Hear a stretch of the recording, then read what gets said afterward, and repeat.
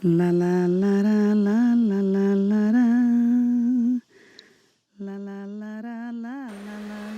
E depois de muitos anos que meu pai, o Zac, morreu, eu achei esse livro de bordo da Lente Filmes. Esse livro era uma espécie de diário, onde eles anotavam os detalhes das produções, colagens de documentos, fotos, e aqui se tinha um registro de tudo que acontecia ali na Lente, né?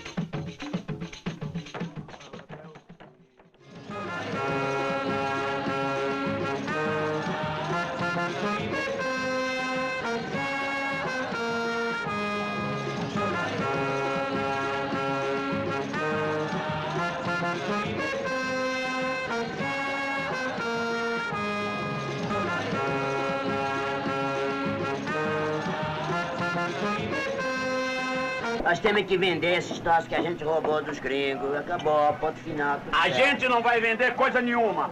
A gente vai fazer um filme. É isso aí! Um filme! Eu conheci Fernando quando eu estava voltando no exterior e fui na Jornada da Bahia.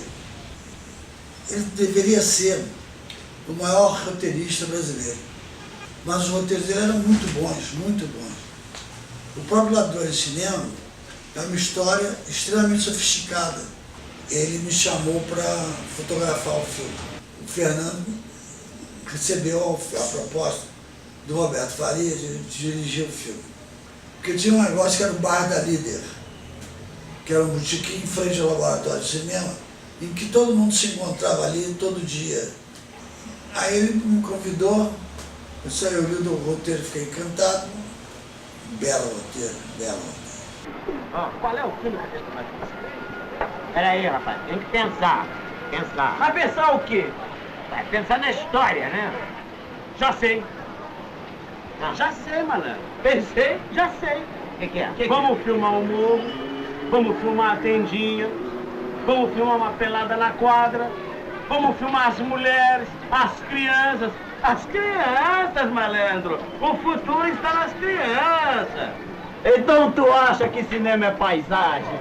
Tu não sabe que tem que ter as histórias, os enredos! Qual é a tua, cara? Nós vamos fazer um filme histórico, falei? Boa! É um filme histórico! Chica da Silva, malandro! Chica da Silva! Viva Chica da Silva! Chica da Silva é salgueiro, meu irmão! Como é que tu dá uma dessa? Mas é desfile, tem um samba! Chica da Silva! Vamos fazer Tiradentes, falei? Tiradentes! Tá com a razão! Porque a gente filmou uma parte grande no Pavãozinho, mas filmou também, né, em Mangueira, no Madureira. No Cais do Porto. No Cais do Porto. Filmamos em vários lugares. Tu tá vendo isso aqui? Tu tá... Espia isso aqui, Severo. Calma, Severo, calma. Espia isso aqui. Tá vendo? Tô. O Homem do Surdo. Isso é um argumento de um filme. Eles fazem o meu filme. Eles têm câmera, tem gravador, tem filme virgem, tem tudo. Então faz o meu filme, eu vou ser o povo. O Urso tá precisando conseguir negativo urgentemente. O Luquinha tá me dando bronca toda hora, hein? Ah, mas negativo é comigo mesmo. Deixa que eu vou procurar o Jean-Claude Rouge. Sim, porque senão eu não posso criar. Fica calmo, eu então, quero vai, criar. vai. Eu sou um gênio incompreendido. Calma, Luquinha. Eu Calma, quero Luquinha. criar. Olha aqui, ô cara. Você tira, não dá direito de mexer com a mãe dos outros, não, tá? Exato, mas acontece o seguinte, mas dá o direito de ver o que tá aqui dentro. O que tem aqui? O que tem aqui? São latas de negativo. É, negativo, né? É, eu agora tô trabalhando no cinema. Trabalhando no cinema? Não, Arranjou o que serviço, tu vai né? fazer, ô, cara? Não, Eu vou ver não o que tem faz aqui isso. dentro. Ô, desgraçado, se tu abrir isso, tu vai estragar esse troço. Isso vai velar. Desgraçado, não faz Ei, isso. que é isso, rapaz? Tu tá em cana por desacato à autoridade, hein? Diga-me cá uma coisa. Tu que és entendido, vai-me explicar uma coisa que eu não estou a entender. Os gajos vêm cá, comem, bebem e não me pagam. Quem é que me paga? A produção? Ah, é? E quem é a produção? É o senhor? Ah, sou eu? Claro, o senhor é a produção para dar de comer, para dar de beber, para receber? Não. Ah, bem, então está explicado, porque tu explicaste. Porque senão eu não entenderia nunca. Mas sou seu amigo. Ah, é? Voilà, le Brésil, vous vouliez le voir, eh bien c'est cela. Et c'est cela que vous ne voyez plus maintenant au cinéma. Avant, le cinéma nouveau montrait cela, le vieux cinéma nouveau, celui qui sentait la sueur et la mer. Et maintenant, ça c'est interdit, on ne voit plus. Voilà. Eh bien c'est ce Brésil que je suis en train de montrer aux Sénégalaises. Nous sommes des privilégiés. Oui, le Brésil que vous voyez plus au cinéma. Je n'ai jamais vu des choses pareilles. Jamais.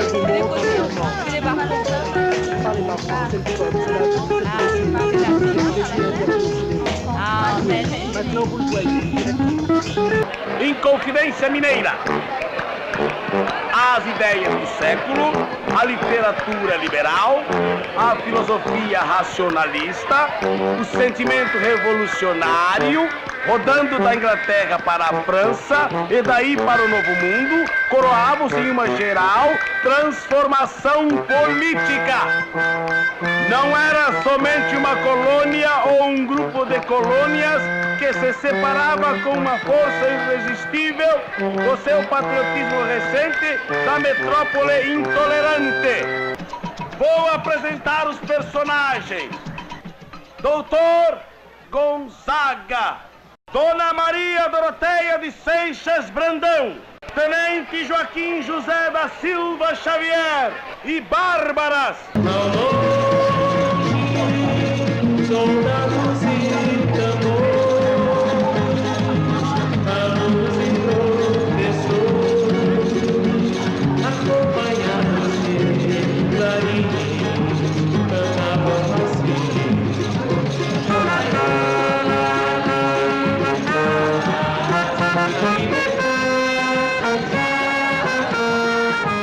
Vivi uma vida marital com um exilado político, que por sua vez também estava em Paris por ter se envolvido, né, na época com o R8, o sequestro de Barcelona Americano, né, e Luiz Eduardo Prados e Oliveira. E engravidei e tive o meu primeiro filho, que é o Tiago, que é o filho do exílio, né? O Tiago é franco-brasileiro.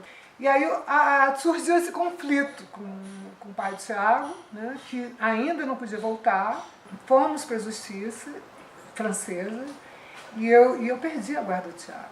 Eu vim passar umas férias no Brasil e durante essas férias eu achei por bem ir até Salvador conversar com a mãe menininha do Gantuá sobre essa questão tão delicada que eu estava vivendo, essa ameaça quanto à guarda, né, do meu filho. Atenção, gravando. Bem, a Lente foi o primeiro espaço de democracia que eu vi dentro do cinema brasileiro.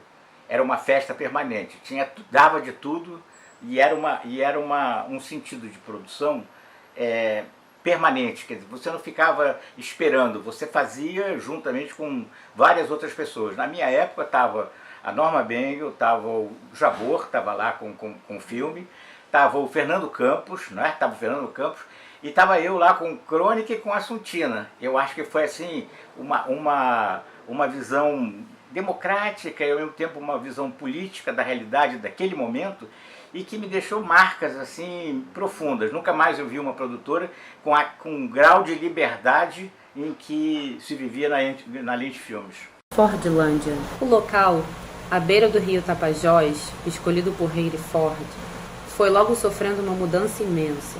Eu vi no Jornal do Brasil uma página inteira sobre a história de Fordlândia, uma cidade fundada pelo Henry Ford para a plantação de seringueiras com o propósito de suprir todo o mercado de automóveis do mundo, né? Todos os pneus de automóveis do mundo precisavam de muita borracha, então Fordlândia foi pensada para ser assim o grande fornecedor de látex para o mundo todo. Em pouco tempo, desde a chegada dos navios trazendo uma cidade inteira, grande parte da floresta foi devastada da noite para o dia. Eles botaram fogo naquele milhão de florestas de uma vez só. Foi um fogaréu inacreditável. O céu ficou vermelho durante muitos dias. Conheci a Lente Filmes em 73. Quando eu apresentei para eles o projeto do filme que eu estava realizando naquele momento, eu mostrei para eles vários cartuchozinhos desses 35mm de um filme que eu tinha começado junto com o Arnaldo Greber. Os americanos cometeram graves erros e nós fizemos um documentário mostrando isso. Fordlândia foi ficando completamente abandonada. Depois que os americanos chegaram à conclusão que não dava para plantar borrachas como se fosse um exército, uma do lado da outra, e elas foram sofrendo muito com a umidade, com o calor, porque elas, quando são naturais, elas estão no meio da floresta, cercadas por outras árvores. E ali eles cometeram esse grande erro e a produção começou a minguar. Os carros enferrujados, Ford Bigode, aqueles carros maravilhosos daquela época, estavam lá apodrecendo no meio do mato. Ford precisava fazer funcionar o sonho americano na Amazônia e não se preocupava com a maneira de viver do nosso povo. A ideia era o de se criar, ali no coração da floresta amazônica, um pequeno United States. Os hábitos cotidianos que os caboclos tinham não importavam nada para os norte-americanos. Ford dizia que contratava operários, trabalhadores, e não o seu passado. Passaram-se 13 anos, milhões de dólares investidos no plantio de 3.600.000 árvores da borracha, e não havia sequer uma seringueira que pudesse ser explorada. A maior produtividade de látex local não conseguia abastecer um só dia das necessidades das fábricas em Detroit. O golpe mais arrasador nos amazônicos negócios norte-americanos comandados por Henry Ford veio com o surgimento de um fungo que foi logo destruindo toda a plantação. Os Yankees desconheciam as características da região e implementaram ali a monocultura da seringueira, o que favoreceu o surgimento dessa praga. Diferenças culturais entre norte-americanos e brasileiros eram sentidos em todos os momentos do cotidiano na selva. Conflitos estavam com seus dias contados. Era só uma questão de tempo. Ford achava que as pessoas tinham que se alimentar seguindo uma dieta made in USA, que deveria ser internacionalizada, globalizada. A dieta que eles impunham não contemplava as comidas originárias dos caboclos. A farinha de mandioca foi proibida. Uma primeira revolta aconteceu em 1928. Depois, uma maior ainda em 1930, que ficou conhecida como Quebra-Panelas. Em 1945, Fordlândia foi abandonada. Com essas fotos, nós fomos preparando o roteiro do filme. Só que a minha intenção não era somente mostrar a história de Fordlândia. Eu queria filmar o conto Judas as Veros, do Euclides da Cunha, que é considerado um dos contos mais interessantes da literatura brasileira. Este daqui é o Abenão, que nos mostrou toda a Fordlândia daquele momento. A população toda da cidade vem ajudar a preparar o boneco, né? Esse boneco ganha forma de gente, ele vira uma espécie de um monstro, né? Que o seringueiro nele consegue se ver. É a malhação do Judas no sábado de Aleluia, lá na Amazônia. Então eu fui misturando a história da cidade de Fordlândia, fundada pelos americanos, com esse simbolismo do seringueiro vivendo lá na Amazônia. O peru que fala! Venham ver a nona maravilha do mundo! O peru que fala! Venham!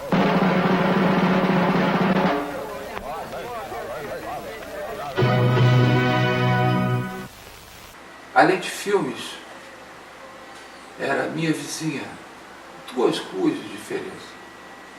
Rapidinho eu chegava lá. Era assim, meu Deus, eu achei a minha casa. A minha casa cinematográfica. É aqui que eu quero trabalhar. É com essas pessoas, com o Morris, com o Zac, com o Noildo, que eu desejo trabalhar. Tinha tudo, do modo mais simples, mas tinha tudo. Tinha salas, eram 2 andares. Foi oferecida para mim uma sala para animação. Por exemplo, o Asdrubal, eu tinha uma equipe de 5 animadores trabalhando para mim. Ronaldo Cânfora, Elcide Miranda, Wilson Pinto, Wilson, outro Wilson e Célia. Tinha truca, tinha o ovinho, tinha tudo o que eu necessitava. Era só sentar e fazer. E assim, bom, daí vão sair outros filmes. O Asdrubal é um personagem que ele é o tratador do zoológico. Então a fonte era, em cada capítulo, falar sobre um animal. O primeiro é uma história que me ocorreu em que o peru falava. Ele falava mama. Então o nome do filme era Mama. Né? Então a vida de um animador, fora o olho que fica vermelho, é assim de altos e baixos. Né? É a vida do produtor brasileiro. Como é que era o processo de fazer animação com papel de embrulho? Era assim, eu tinha uma caixa, meu pai fez a caixa com um neon por trás e cada papel, eu cortava o papel de embrulho em pedaços e ia colocando um por cima do outro para fazer a sequência. Foi assim que Batuque ganhou prêmio, Reflexos ganhou prêmio, vários filmes eu fiz 21 curtas assim nesse estilo. E também na Rede Globo, por incrível que pareça, não era papel de embrulho, mas era papel comum. Eu fazia todas as animações do Plim Plins com papel comum. Por quê? Porque isso daí dava rapidez. Título Noel Nútels, ano de produção 1975, produção Marco Altberg, Lente Filmes, Cinemateca do Museu de Arte Moderna, direção Marco Altberg, prêmios, melhor documentário nos festivais de Lyon e Oberhausen, 1975, prêmio da Associação Baiana de Imprensa na 6ª Jornada de Curta-Metragem Bahia. Marquinho, como é que você chegou na Lente Filmes? Rapaz, a Lente Filmes, antes da Lente Filmes, eu cheguei até você, né? Noilton Nunes, me lembro que você tinha uma namorada. Tinha uma namorada, era casada, agora já não me lembro mais. Naquela época era casamento, aquilo era um casamento. Que era Francine, uma francesa, amiga minha francesa do franco-brasileiro, do curso francês. E não sei como, acho que ela viu que eu me interessava por... Porque eu, no franco-brasileiro, garoto, sei lá, tinha 15, 16 anos. Eu participava do Grêmio, o Grêmio naquela época era um foco de agito cultural dentro da escola, né? Então tinha teatro, tinha artes plásticas e cinema era uma coisa que eu gostava e pensava. E de alguma forma ela localizou isso e falou, não, meu namorado fez um... Você tinha feito, acho que o filme era uma coisa do Projeto Rondon, era isso? Isso. Não sei se era um institucional ou não, era um documentário. Um documentário grande e tal, que teve uma repercussão na época e tal. E aí, assim, foi a primeira referência, assim, né? Antes de que depois eu vinha trabalhar em cinema, né? Que eu procurei o diretor de cinema novo, enfim. Mas antes disso teve o Noilton Nunes, que era um jovem egresso, né? Já do cinema e tal. E eu me lembro que fui na tua casa na Cândido Mendes, e você mostrou lá a enroladeira de 16mm, nem existia Super 8 ainda, então vídeo nem pensar. E aí, acho que você me deu umas noções básicas, técnicas ali do negócio. Acho que você tinha também uma Paerbolex, né, uma 16 de corda. E aí eu não era produtor na época, eu era só diretor e propus a vocês uma associação com o meu primeiro filme, o Noel Nuttels. Né? Noel Nuttels nasceu na Rússia. Em 1920, com 8 anos de idade, vem para o Brasil. Meu pai era o único gringo daquelas redondezas e não havia quem não o conhecesse, ou pelo menos não lhe devesse dinheiro. Noel resolve estudar medicina e vai para Recife. Em 1936, Noel se forma. 2 anos depois, chega para ficar no Rio de Janeiro. Começa a frequentar as rodas de oposição ao nazifascismo crescente no país. Torna-se amigo de Otávio Malta e outros jornalistas que na época faziam a revista política Diretrizes. Em 1944, João Alberto Lins, então presidente da Fundação Brasil Central, convida Noel a participar da expedição Roncador Xingu, onde conhece Leonardo, Cláudio e Orlando Vilas Boas.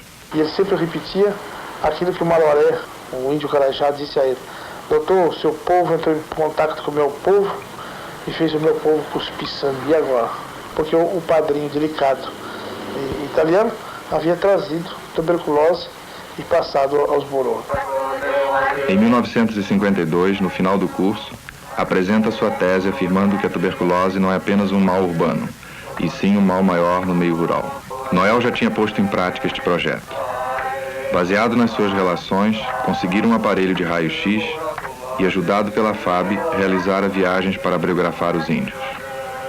Encontrou alto índice de tuberculose entre diversas nações indígenas, inclusive aquelas que tinham pouco contato com civilizados.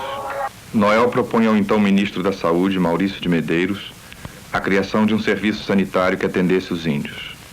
Foi criado assim em 1956 o SUSA, Serviço de Unidades Sanitárias Aéreas. Noel seria o responsável pelo serviço. Noel era a esperança de se salvar a política protecionista oficial. Tentou demarcar como Rondon as terras indígenas e policiar suas fronteiras com efetivos do Exército. Foi procurado por fazendeiros do Maranhão que traziam um abaixo-assinado pedindo a retirada dos índios da região das fazendas. Noel respondeu-lhes que o serviço era de proteção ao índio e não ao fazendeiro. Em 1964, Noel foi afastado da direção do SPI. Ele mostra que, 20 anos atrás, os índios podiam não estar tão organizados como hoje, Claudinho, mas eles tinham essa clareza. Mas sempre tiveram essa consciência. Esse discurso estava presente. Não, eu digo que eles estão organizados formalmente. Hoje, mais. Acho que hoje os povos indígenas estão mais organizados, com relação à opressão que eles sofrem por parte dos brancos. Eu me lembro que a gente fez a primeira montagem de negativo A e B, em 16mm, porque o 16mm, ele, na emenda, ele dava um flash de luz. E essa técnica ninguém não tinha no Brasil, e quem trouxe foi o Adrian Cooper, que na época era fotógrafo, mas ele trouxe essa técnica da montagem paralela de negativo, que os 2 rolos na revelação, na copiagem, não faziam aquele flash na passagem da emenda, né? O filme do Jabor foi muito interessante porque ele alugou o segundo andar da Lente, né? E Tudo Bem é, para mim, talvez o melhor filme dele. Eu acho que gosto do Opinião Pública, mas o Tudo Bem é um filme que fecha os problemas da Casa Grande. Eu comecei a frequentar a Lente. A Lente, né, ali em Botafogo, é um lugar assim incrível, né, porque tudo passava pela Lente, né? Tem uma pessoa na Lente que, para mim, era assim, o expoente máximo da Lente, né? Essa pessoa chama-se Záquia Elias. Então a lente era assim um reduto, né? Esse encontro daquela época muito bonita, que já não existe mais, naquela época existia fotografia, hoje você tem vídeo, né, e tal. E virou uma certa sede da Associação Brasileira de Documentaristas, a ABD, colocando o curta-metragem junto com o longa estrangeiro nos cinemas, né. Na Lente Filmes, né, eu produzi um filme chamado Flor do Mato, que era um filme sobre a liberdade, o cerceamento da liberdade e a conquista da liberdade, né? Eu tive como atores desse filme, Flor do Mato, eu tive um garoto e uma garota lá de Nova Friburgo, onde o filme foi rodado, Rose Cavalcante, né? E tinha um homem que era o fazendeiro. Esse fazendeiro era o Noelton Nunes, né? Homem mau, né? Interpretado pelo Noelton. Leucemia é a história de um casal de exilados que vivia em Portugal, e a mulher estava com leucemia e não podia sobreviver com aquela criança lá. Então o que eles fizeram? Conseguiram o apoio da Maria Helena Moreira Alves para que o filho fosse trazido de volta para o Brasil. E quando conseguiram isso, marcaram a papelada toda, resolveram tudo, chegaram no aeroporto, naquele momento para entregar a criança, a mulher teve uma reação que ninguém esperava e foi uma coisa assim dentro do aeroporto que deixou as pessoas assim perplexas.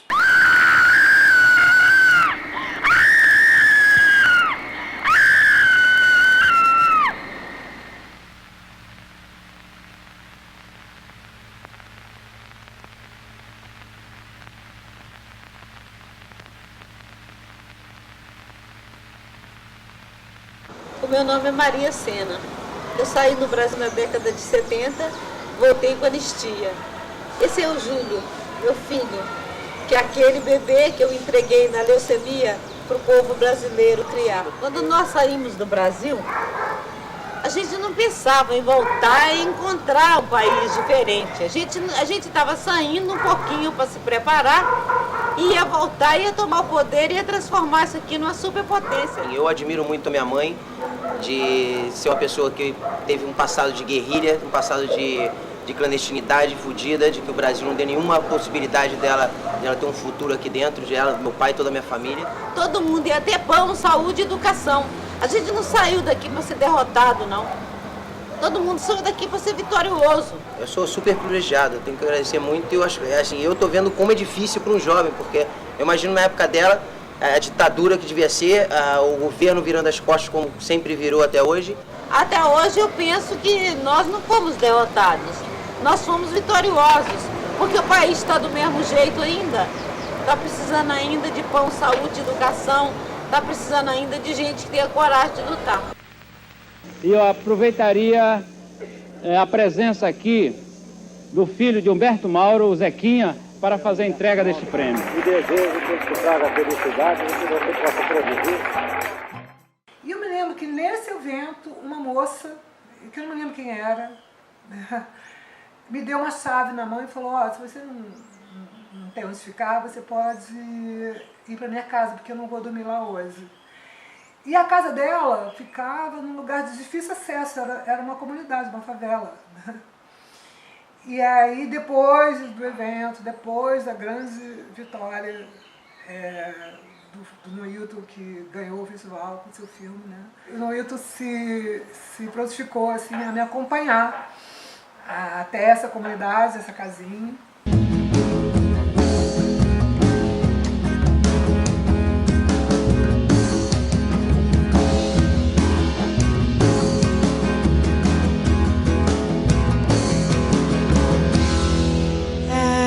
O samba. Como é que você chegou na Lente Filmes? Eu cheguei na Lente Filmes, fui conversando das reuniões da ABD. Exatamente. A gente ia às reuniões, você ia, o nosso querido professor ia também, mas ficava afastado, assim, meio distante. O Záquer.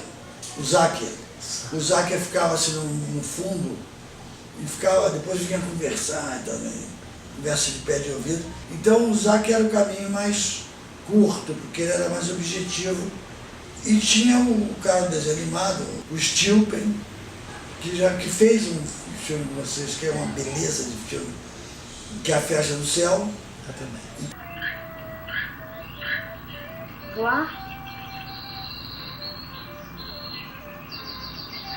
Nesse ponto a Dona Coruja tem razão.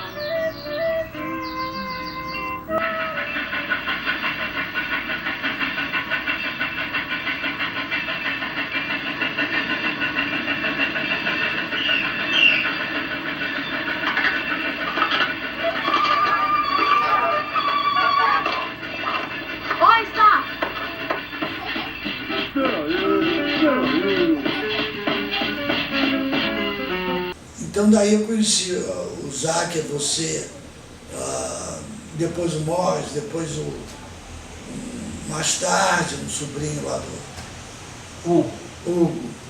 E tinha aquele menino baiano, Anselmo.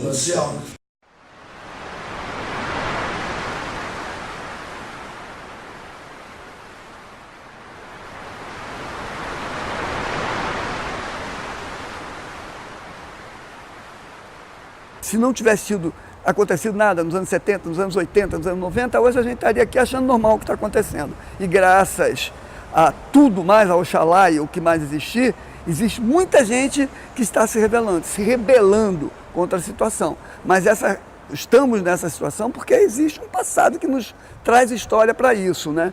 Naquele tempo, você não tinha esses veículos de comunicação, esses meios de comunicação que você tem hoje. Então, as pessoas se reuniam no Paissandu, não sei se você lembra do Paissandu.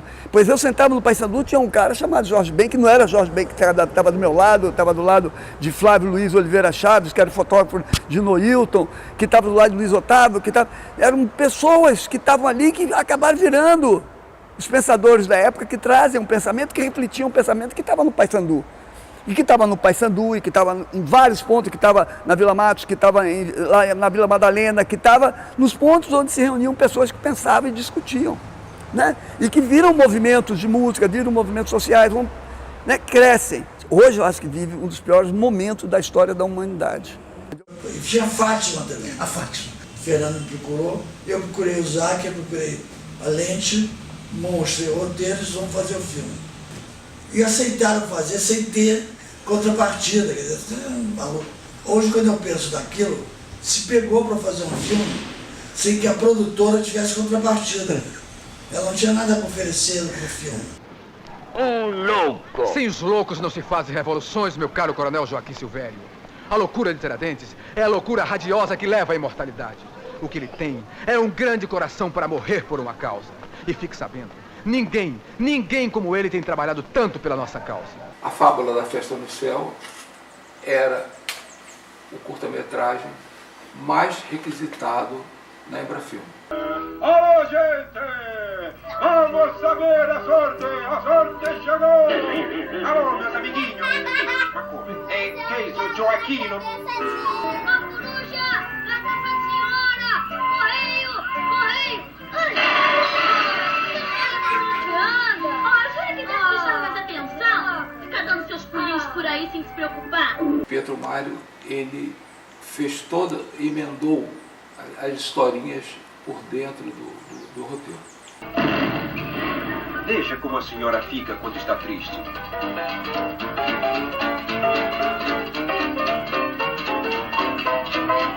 Vou ajudar a senhora. Foi lá em 1968 que eu conheci o Noilton Nunes, bem mais cabeludo que é hoje, barbudo. Ele me chamava de seu Silvio e querendo que ele criou o Cineclube numa igreja, na igreja de Santo Afonso, na Tijuca. Nós fomos juntos, ele, Walter Lima Júnior, apresentando um livro de gente do Cineclube dele, e nós fazíamos essa itinerância. E o cineclubismo naquela época era um movimento fundamental de organização também do movimento social. Esse livro tem esses registros e essas memórias estão na verdade muito vivas, né? A gente adorava ir para a Lente era incrível. Das reuniões, as assembleias, a ABD.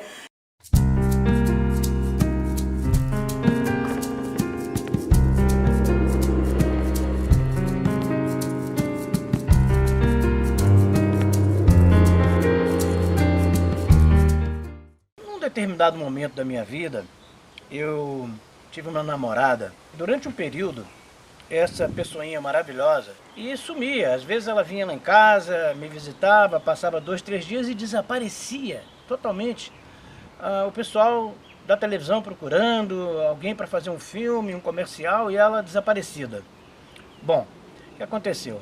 Ela foi morar nessa casa de Quimbanda e ficou muito difícil sair de lá, porque o Exu não deixava ela sair de lá de jeito nenhum. Só sairia de lá se tivesse um contrato de filmagem ou de novela para poder ir trabalhar e, claro, levar dinheirinho para ele. E como tirar a Juliette, nome inventado, desse local? A gente resolveu fazer uma história e que envolveu a Lente Filmes. Como? Eu bolei a história bem como produtor e falei para eles, vamos fazer isso. Qual era o nosso plano?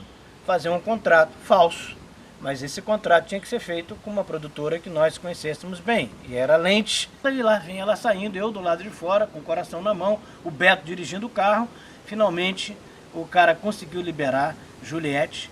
Eu não sei se você, Noilton, lembra dessa história, ela está contada aqui. É claro que o nome não é o verdadeiro, para, evidentemente, resguardar o nome da atriz, que foi muito famosa e, aliás, continua sendo famosa até hoje. Naquele momento havia um grande estímulo para a produção independente de curta-metragem, que a lei que criou a nova Embrafilme, de 75, ela trazia um artigo que obrigava todo o cinema a incluir, junto com o longa-metragem estrangeiro, um curta-metragem cultural brasileiro. A ABD, Associação Brasileira de Documentaristas, era muito ativa na defesa dos documentaristas e dos curta-metragistas. Também naquele momento surgiram cooperativas, né? Corsina, Cooperativa dos Realizadores Cinematográficos Autônomos. Nós tínhamos também naquele momento a Lente Filmes, uma produtora privada, mas os sócios da Lente Filmes pareciam mais interessados em apoiar e estimular o cinema independente do que em ganhar dinheiro com o cinema. Então, isso possibilitou uma aproximação muito grande. Muitos realizadores independentes levaram seus filmes para a Lente Filmes. Eu, pessoalmente, devo muito à Lente Filmes. Eu acredito que, graças a essa força do Noilton, eu ingressei como um autodidata na atividade profissional de cinema. Entrevistamos o Glauber, quando ele estava em Botafogo, ali montando Idade da Terra, seu último filme. Entrevistamos o Hélio Oiticica, foi a última entrevista com o Oiticica. Vocês não estão entendendo nada! Nada! Nada! Absolutamente nada! É proibido! Proibido! É proibido! Proibido! É proibido!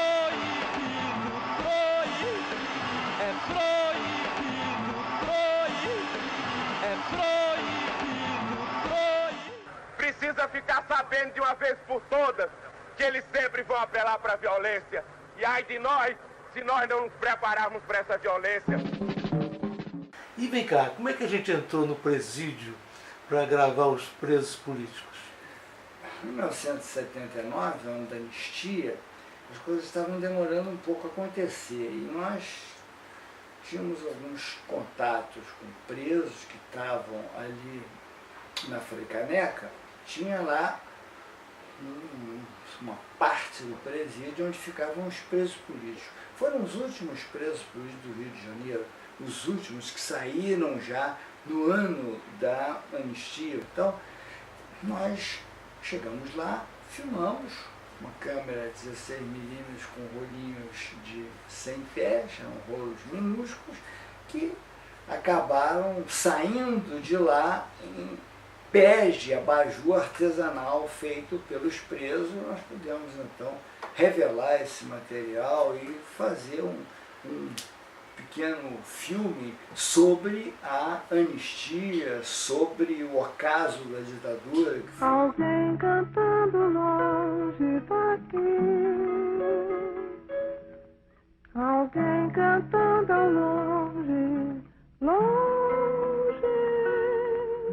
Pode-se dizer, como metáfora, ela foi, para mim e para muitos, aquilo que essa lente é para a formação de uma imagem. A Lente Filmes foi isso, que reunia pessoas e tudo mais. A ABD nasceu num dos encontros lá de Salvador, que também desenvolvemos uma coisa muito interessante, que era a cooperação, a solidariedade. Ao mesmo tempo, eu tinha um projeto de um documentário sobre 3 viúvas de presos políticos, Eunice, Clarice e Tereza. E nesse momento, surge então o caso lá em São Paulo da Clarice Herzog, que tinha provado na justiça que a responsabilidade do Estado na morte do Vladimir Herzog.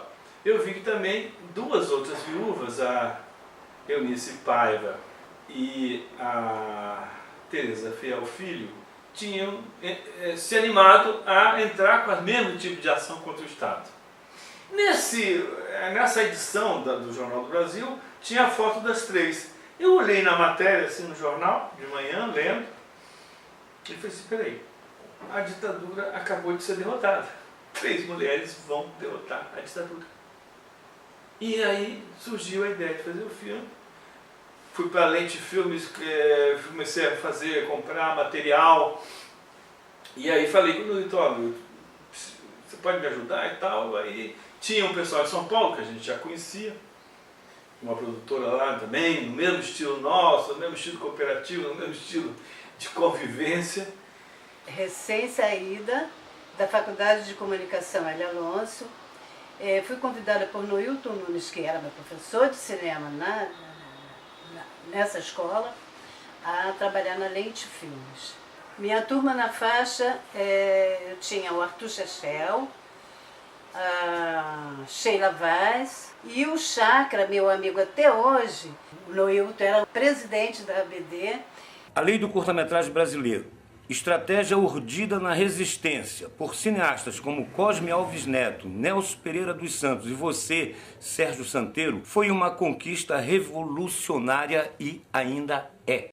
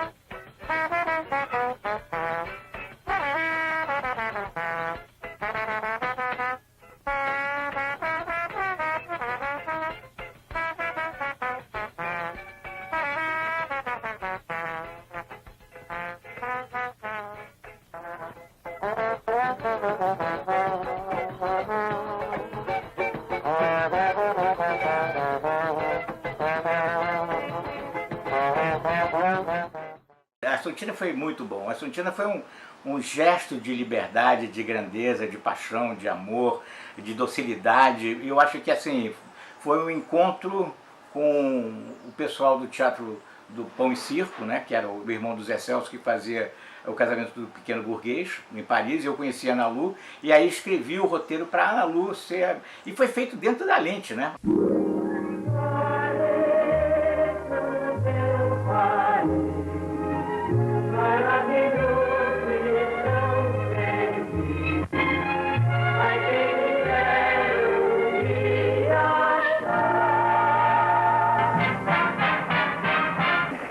Na cabeça de vocês mesmo.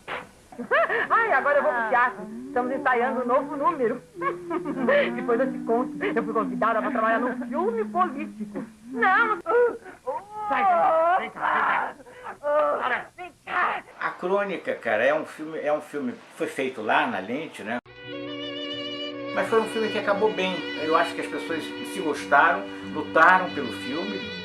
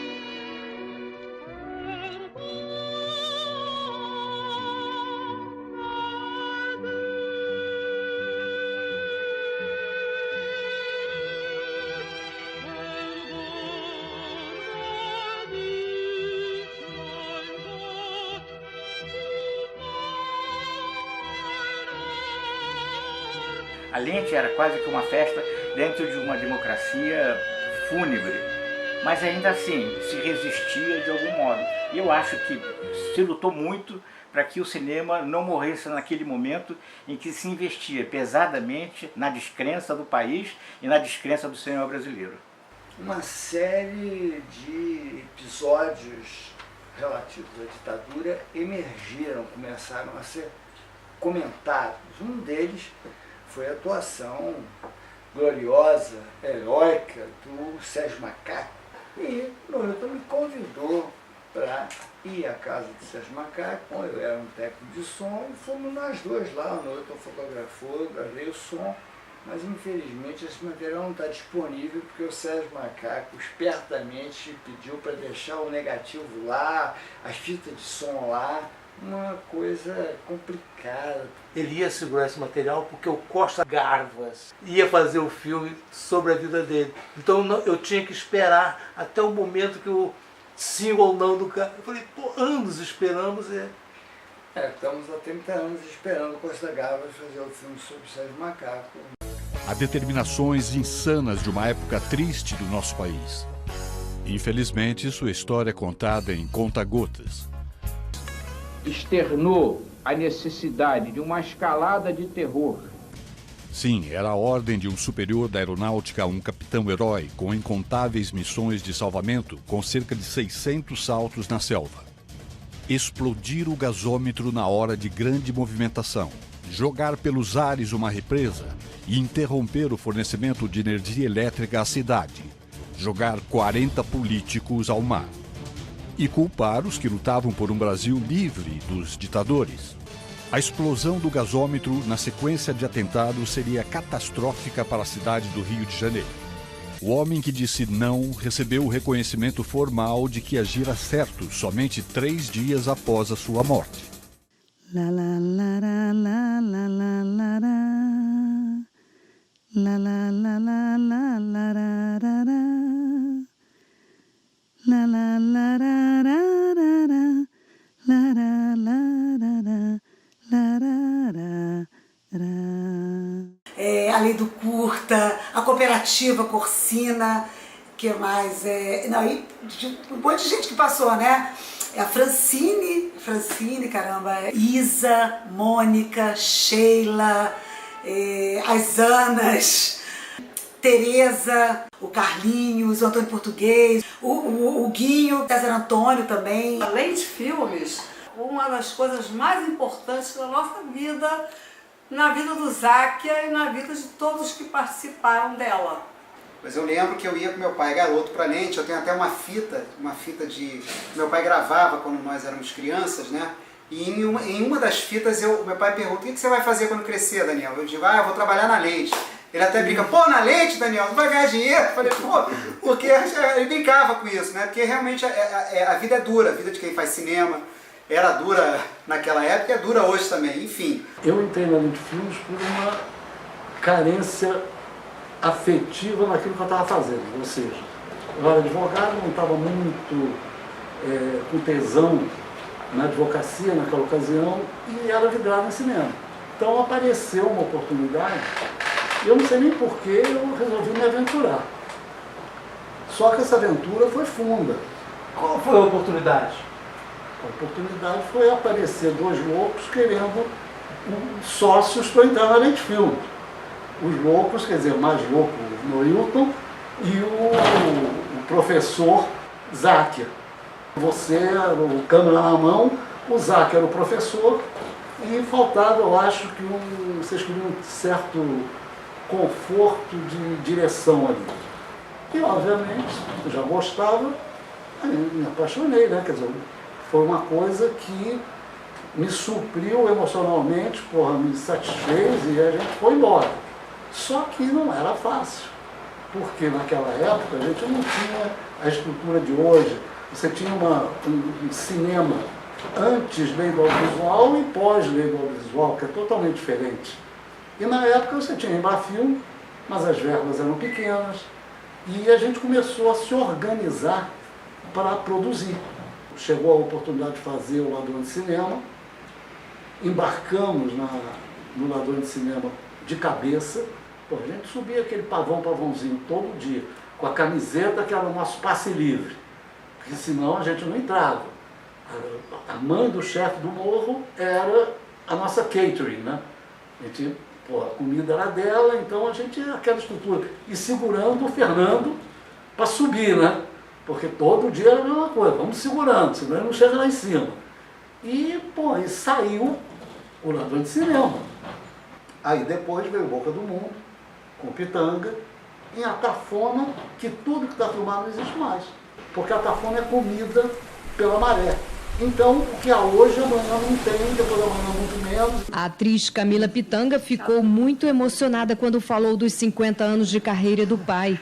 O ator e cineasta baiano Antônio Pitanga, homenageado do festival, recebeu a máscara Zumbi dos Palmares.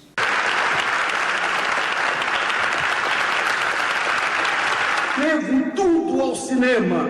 Criei a minha família e os meus filhos. Muito obrigado mesmo! Muito obrigado mesmo! 3 figuras.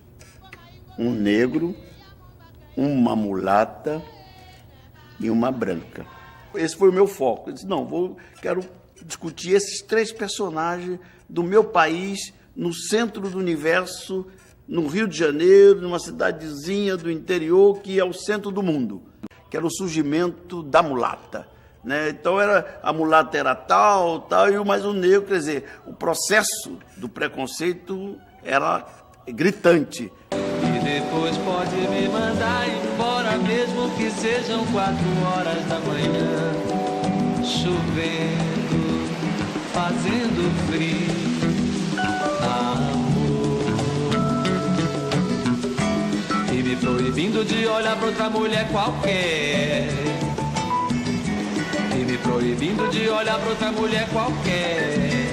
E eu vou feliz da vida e vitorioso, pois eu sou o seu escravo, amor. Pois eu sou o seu amante, amado, amor.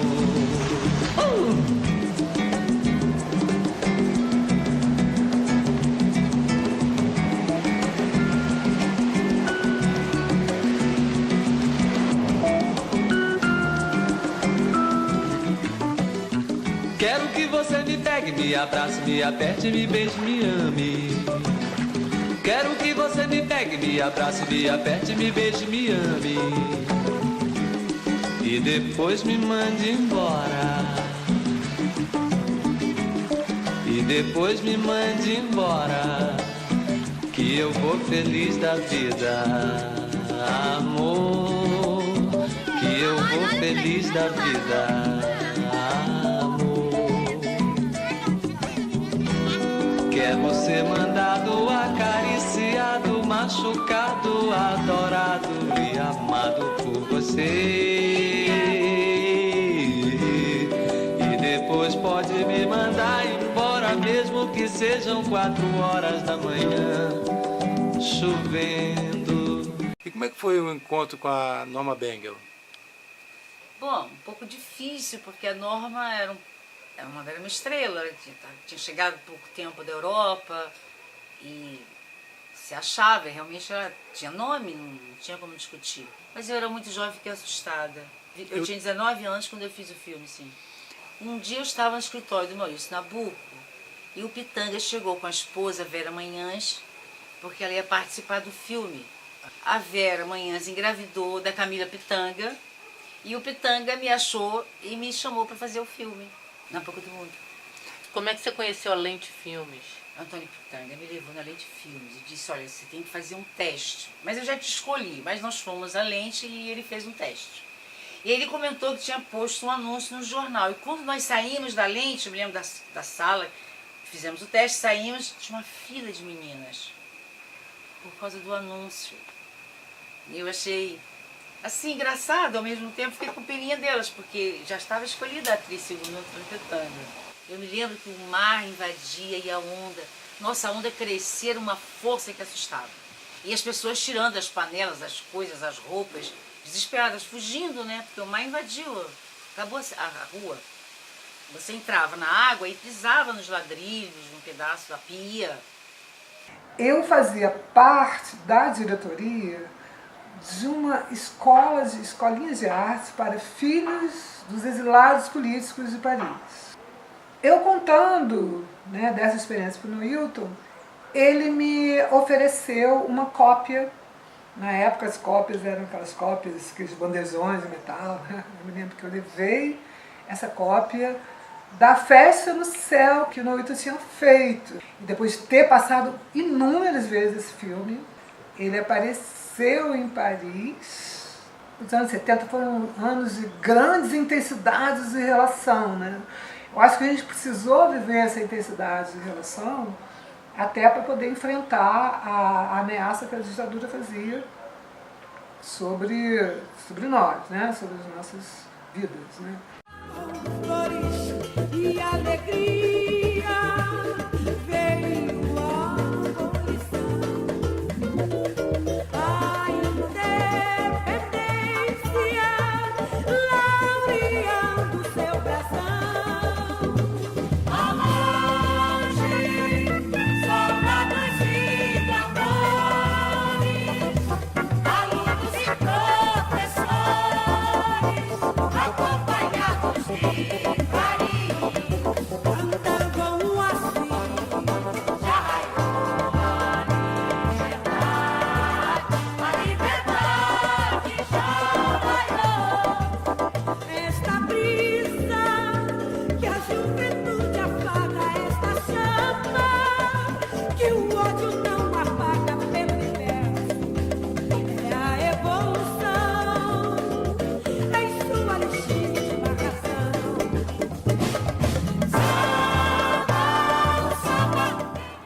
A primeira câmera que o Newton pegou foi minha. Eu tinha acabado de comprar aquela câmera. E isso leva o Newton a fazer um filme, leva ele a fazer o segundo filme, leva ele a fazer Neblina, leva ele a fazer uma sequência de coisas, e a gente sempre junto. Eu lembro que a gente disputou uma Olimpíada, uma semíada, eu não me lembro bem, que acontecia dentro da escola onde a gente frequentava, em que a gente ganhava tudo, a gente fazia junto, a gente armava as coisas para ganhar mesmo. Tinha todo Então era uma coisa muito forte. Hoje, para mim, lembrar da Lente Filmes é relembrar desses meus amigos, é relembrar muito da Isa Castro. Depois ela se tornou uma das maiores distribuidoras de filmes em São Paulo, fundando a CDI. Quando te der saudade de mim, quando tua garganta apertar, basta dar um suspiro que eu vou ligeiro te consolar.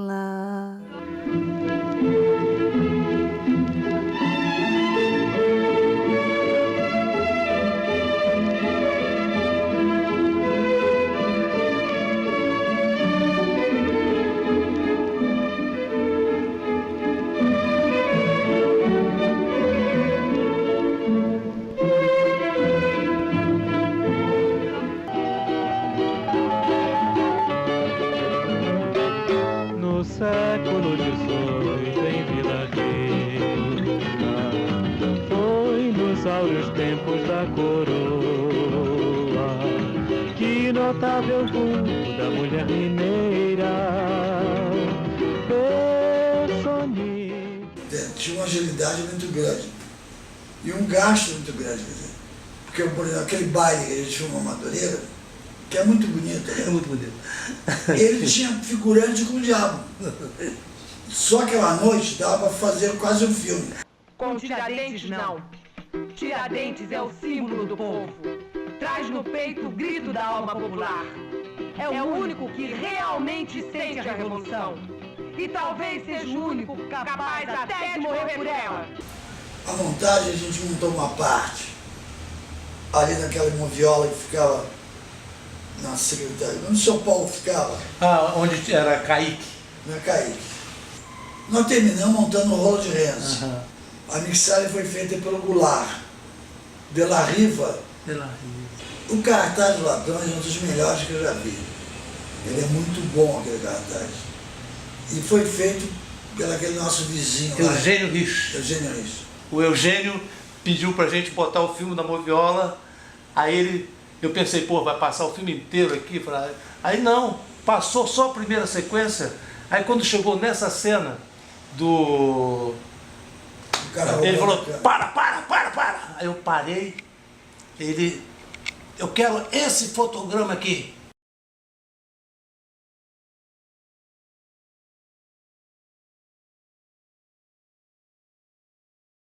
No caso da BD, essa gestão do Noilton, em 76, nós marcamos um grande gol.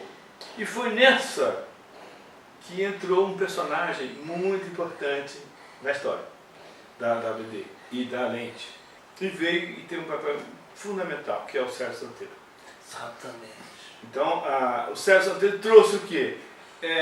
Um pensamento articulado, a visão mais estruturante, política, tinha autoridade para enfrentar a turma do cinema novo, que eram os donos do poder. A inclusão, né, na criação da Embrafilme da famosa Lei do Curta, né, que é o artigo 13, né, permitiu, né, que a área, né, os realizadores de curta-metragem pudessem exibir seus filmes, ter uma renda em função disso, né, e dar continuidade, né. No meio disso tudo, ou como base para isso tudo, né, para ação política, a nossa querida BD, né. A Lei do Curta foi uma criação, na verdade, do Luiz Carlos Barreto, né, que na criação da Embrafilme, como a área cultural foi absorvida, mas mesmo na extinção da Embrafilme, permaneceu a Lei do Curta, quer dizer, o artigo 13, e o CTAV, né, que no final, nos últimos tempos, era o grande parceiro, né, e aí fiz o meu Paixão, que é de 66 e tal.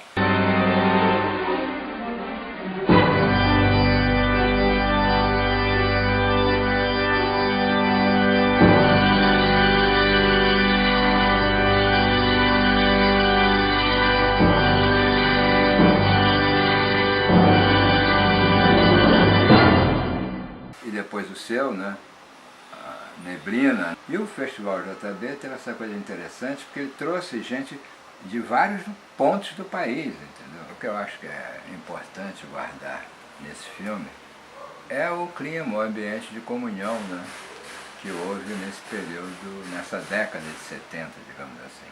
Que aí surge o Sérgio Pel, um realizador que vai junto com o Noilton, para Cinelândia. Imagina naquela época, Cinelândia põe um projetor de cinema em plena Cinelândia e começa a exibir filmes na plena Cinelândia. O Harry Stone da Motion Picture, ele veio com o Jack Valente, que era o presidente geral que tinha assento na Casa Branca, porque eles não admitiam como que o governo brasileiro ia taxar o cinema americano, porque era um negócio ambicioso pra caramba, era 5% da renda do filme estrangeiro. Como isso passou, ninguém entende até hoje. Governo militar. Exatamente. Governo militar, era não tinha congresso, sei lá o que, enfim, era outro momento, né? E daí o Glauber falou, o Glauber é o gênio da raça, não sei o que, porque ele via assim, que os militares se sensibilizaram com a questão nacional, da soberania nacional e tal, e o cinema estava dentro disso.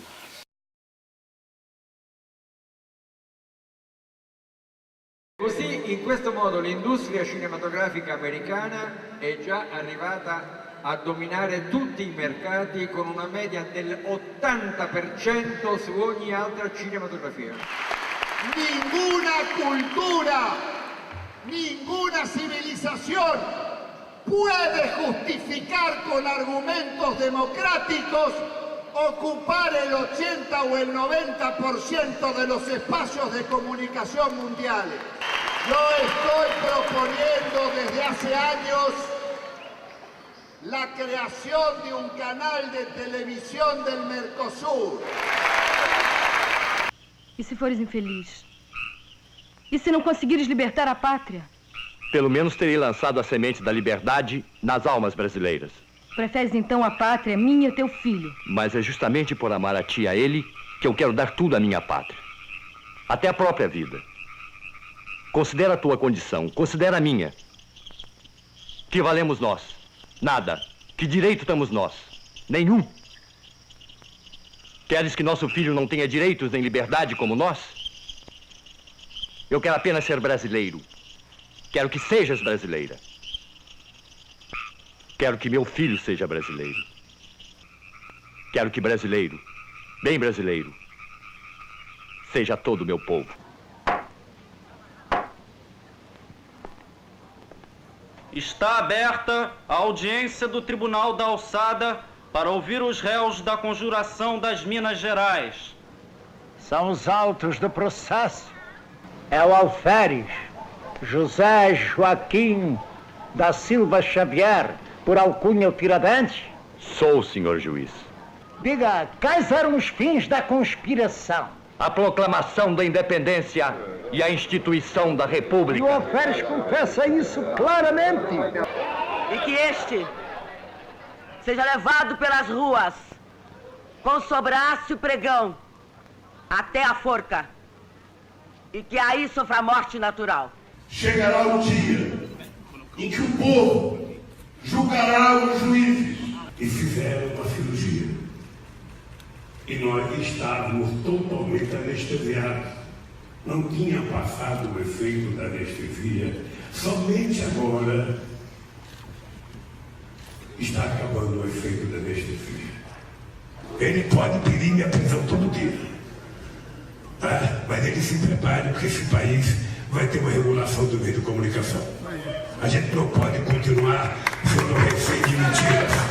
A gente não pode continuar permitindo que minha mulher de família seja dona de todo o meio de comunicação. A gente não pode continuar permitindo que o dinheiro de distribuição da comunicação e de cultura seja apenas do eixo Rio-São Paulo e não do Brasil inteiro. Trabalhe para não voltar. Porque se eu voltar, vai haver uma regulação dos meios.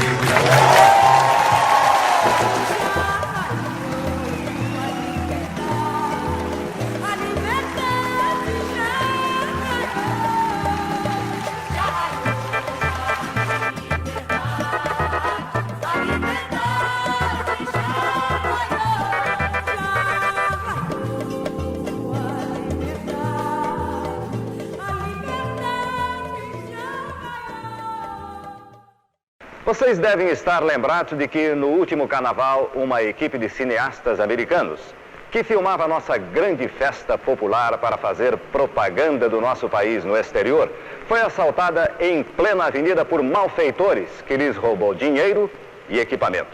Pois bem, a equipe foi assaltada, os bandidos não foram presos e o equipamento valioso nunca apareceu.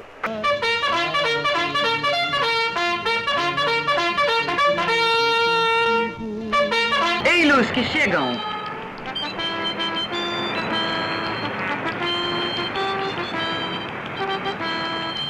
Aqui estão Luquinha e Fuleiro, que dirigiram o filme. Aquele é o Peixe-Espada, que fez o papel de Gonzaga.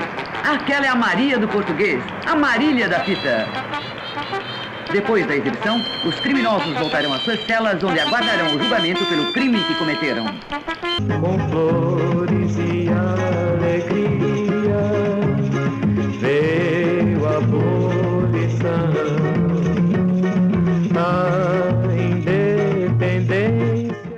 No final da década de 70, a Leite começou um pouco a acabar, né? A morrer, não tinha dinheiro. E aí foi um momento, acho que muito triste, porque... Que isso? Porque começou a não dar mais pra continuar. Também o Noilton foi pra São Paulo fazer o Rei da Vela, né? Foi lá pro Teatro Oficina. Meu pai ficou enlouquecido. Falou, Noilton! Porra, Noilton! E aí eu falei, caraca, mas só que eu acho que era... Tinha que... O Rei da Vela é um filme incrível, né?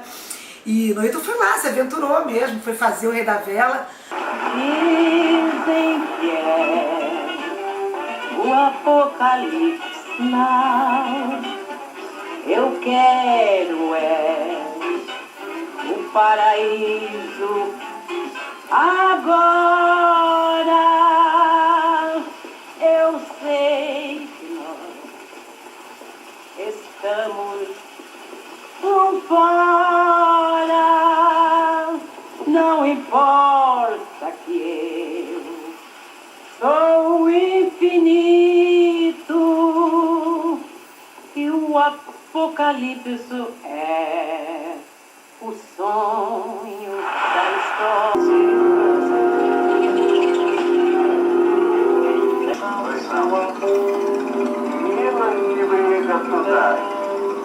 Trabalhar, quieta, кажется в Бразилии, есть один счастливый человек.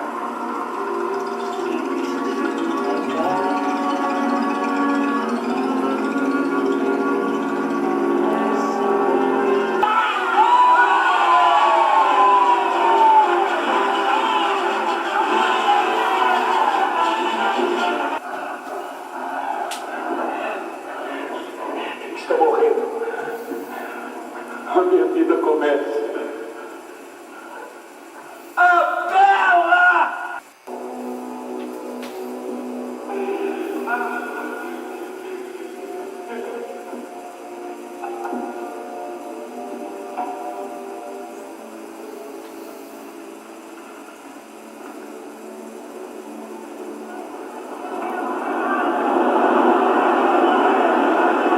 Tem que fazer a greve geral e a mulher que é mais firme do que os homens.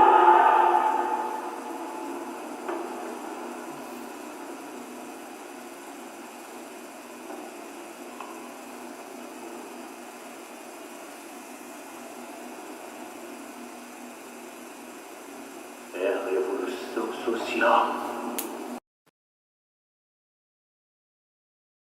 La la la la la la la la la. La la la la la la la la la. La la la la la la la la la. La la la la la la la la la la la la la.